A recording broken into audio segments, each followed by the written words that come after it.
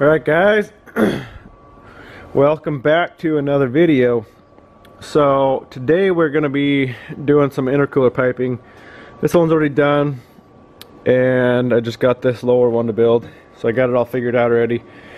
So I'll start with the upper one. All I did was get a 90 and then this is a 45 here, and then this is just a 2-inch 90.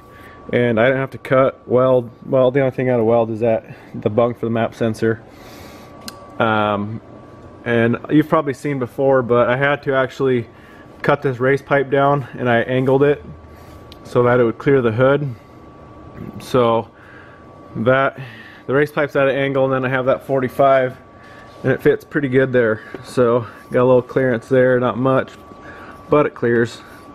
This is two separate pieces here. This is a reducer from 2-inch to 1 5/8. Then I just have a little chunk of the aluminum pipe in here and just another 2-inch 90. So it looks like that. So that goes on just like so, and this is all I need. A straight, this is 12 inches long, just a straight piece, and it fits about perfect. Coming from this 90 here, so there it is coming out, and it's a straight shot. So all I gotta do, throw that in there and we're done. And then obviously clamp it. So that was a treat. These intercooler pipes were a lot easier than I expected they'd be. What really helped out is having the same side intercooler, so the outlet and the inlet are on the same side. So if you can get one, if you can find one that fits with the same sides, it makes it a lot easier with the turbo on this one side, instead of trying to route an intercooler pipe up here and then you're going past the radiator. You're getting heat from the radiator into the intercooler pipe. So you want to keep these as cool as you can, and also as short as you can, because the shorter you have your piping, the less, potentially the less amount of lag you'll have. So I literally have a foot of pipe here and maybe a 1.5 feet here, and then the intercooler. So super simple, minimal piping, minimal work to get the piping to work, and I think it'll work pretty good. So yeah, this is all 2-inch. I don't think you really need to go any bigger than 2-inch on such a small motor. So I think that'll work out good. So I'm gonna get this one on, get it. Actually, I think I still got to order clamps. I don't have enough, so I'll have to order clamps for that. And then we still got to figure out. I have this set up here. I'm not sure if I'm going to use it or not. It just sits too far. It's just too far back, and it's either you can only get a 45 or a 90. Coupler, so I might just build a stainless pipe here and kind of angle it more this way. But yeah, I haven't figured that out yet. So once I decide what to do there, I'll show you guys that. But for now, I'm gonna get this lower intercooler pipe on. All right, we finally got our clamps in, so got those all on that lower intercooler pipe. So that one's all good to go. I'm actually going to redo that race pipe section of that upper pipe, so that's really bugging me. So I'm just going to cut that at the flange basically right after that weld, and then I bought some more 2¼ inch stuff, and I'm just going to basically do like a pie cut. It's only going to need about 3, and then it'll actually be clean looking. Like I really don't like the look of that, so I'll show you guys that once I get it. I haven't got it yet, so once I get that in, we'll cut this thing up and I'll show you guys what I'm doing there. Alright guys, we are getting this race pipe built, so I'm tacking stuff together. So what I'm doing is 3 pies like that, and then this will go on the end with the that one's already got the bead on it, and then it'll all weld to that, obviously. So I'm going to get all these tacked together, and then I can get it get this bolted on and get it oriented right, and then if all goes well, we can weld it up. So just got those first two tacked, so I'm gonna get the rest of this tacked together, and then we can get this on there, get that tacked, and then weld it all up. Alright, there it is, got it tacked up. So fits pretty good, and looks a lot better than that other piece. It really bugged me, so I wanted to make it look a little nicer and fit a little better, so that should definitely work. So I'm gonna get that real clean and weld it all up, so I'll show you guys that. Alright, there it is, fully welded up. Welds didn't turn out too bad. I haven't really done a whole lot of aluminum, so that being said, they look okay.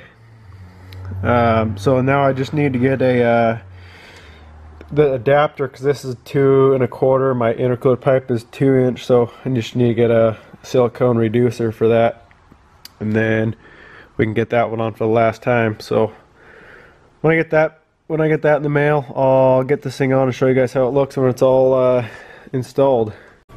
Alright guys, we're building that that intake inlet for the air filter for the turbo. So I got some pies cut up. I'm going to do it out of stainless just because I actually enjoy doing this. So I'm going to tack that all together.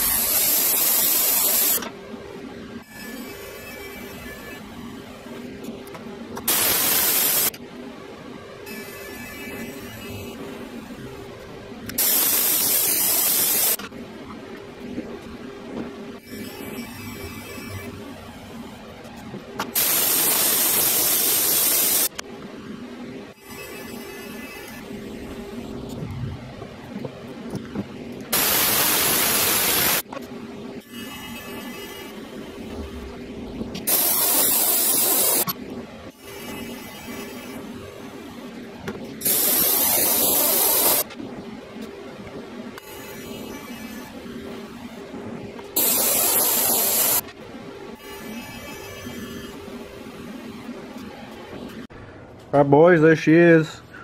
Got her all welded up. Turned out pretty good. So I'm still just waiting for I got a reducer for one end, and then just a straight coupler for the other side. So I'm waiting for that, and then I can get it on and build some mounts for that filter. So once I get all that on, I'll show you guys how it looks. Alright guys, we got this intake finished up. Finally got the couplers in. Took forever, so that is the whole intercooler intake setup. And I'll show you that little mount I built. So just a straight bracket that I bent up and mounted on the bottom side of that MAF housing. So yeah, that turned out pretty good, and it's a little bit tight here and there. There's about a 1/4 inch gap there, but definitely enough room. So one more thing, if you guys are wondering where I got this from, so this is the windshield washer reservoir. That one there, that's the stock one, which mounted right here where my intercooler pipes are going through. So that wasn't able to use that. This is out of a Mazda, I think it's a B2200, and it's just Very simple. Got the little motor on it, 2 wires. Hook up to my 2 wires. And then I just kind of bent the bracket, mounted it there. It's pretty small, but I didn't have a whole lot of room to work with up here, so that'll work. So yeah, B2200 Mazda, I'm pretty sure that's what it came out of. So check your junkyard out and pick one of those up. Other than that, I got a PD BEW lift pump on the way, so I'm gonna fit it into that stock housing for the fuel pump on the Toyota. So that'll be the next video, so stay tuned if you want to see that. I'll go through all the lines, everything you need to do. Pretty simple really, so stay tuned. Check back on the channel and I'll show you guys how to get this all buttoned up with the lift pump in there. So